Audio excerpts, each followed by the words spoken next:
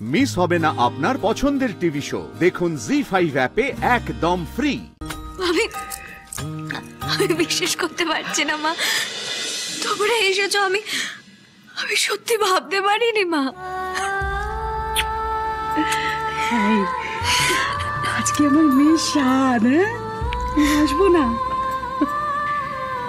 জানো তো মা, আমি বিশ্বাস করতে পারছি না।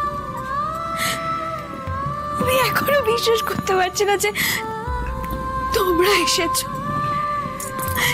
স্বপ্নের মতো লাগছে।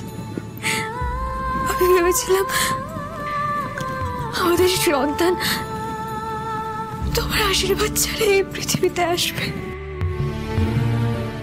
শ্রী, আমার মেয়ের জীবনের এত বড় একটা দিন, আমি ঘরে বসে থাকতে পারি বল? কিন্তু মা, তুমি কি করে খবর পেলে? জান, আপনি যে আমার কথা রেখেছেন তার জন্য আপনাকে প্রণাম। শ্রী, কাঁদে না, একদম কাঁদে না। আজকে দিনে চোখে জল ফেলতে নেই মা। সত্যি তোমাদের বলে বোঝাতে পারবো না মা। তোমাদের এই আশীর্বাদ যে আমার কাছে কতটা, আমি বোঝাতেই পারবো না। দেখ, আশীর্বাদ করতে তো আসতেই হতো। মানে যদি আমি না আসতাম তাহলে তো আবার তোর শাশুড়ি বাড়ি বয়ে গিয়ে ঝগড়া করতো আমার সাথে, তাই না? হ্যাঁ, তার মানে ঝগড়াটা হওয়ার একটা ভালো দিকও আছে। কি অলক্ষী, শুনলি তো? মেয়েকে প্রাণ ভরে আশীর্বাদ করুন।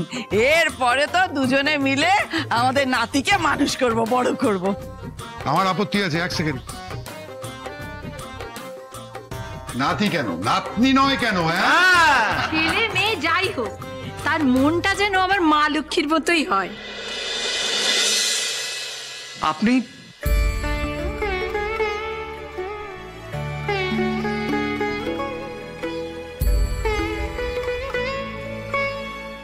হ্যাঁ, আপনি এখানে এসেছেন, আসুন না। মাসিমা, আপনি এতটা পথ এলেন?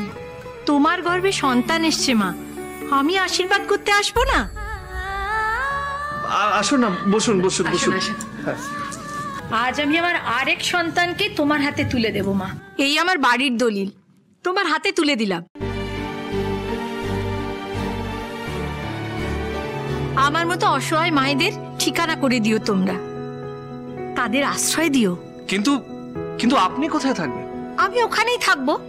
তোমাদের দেখেই তো শিখেছি কিভাবে অন্যদের জন্য বাঁচতে হয়, আমি সেভাবেই চলবো। আপনি চিন্তা করবেন না মাসিমা, আপনার কথা আমরা রাখবো। এই যে আমি আপনাকে কথা দিচ্ছি, আমরা বয়স্ক মানুষদের জন্য একটা নতুন ঠিকানা তৈরি করে দেব। আমি আবারও বলছি, আপনি খুব ভাগ্যবতী। এরকম একজন বৌমা পেয়েছেন, সাক্ষাৎ লক্ষ্মী। সে আপনারা যাই বলুন, আমি ওকে অলক্ষীই বলবো। কিন্তু কেন মা, কেন তুমি বারবার এই কথাটা বলবে? বলবো রে, বলবো, যাতে আমার ঘরে লক্ষ্মীর দিকে কারোর দৃষ্টি না পড়ে, নজর না লাগে।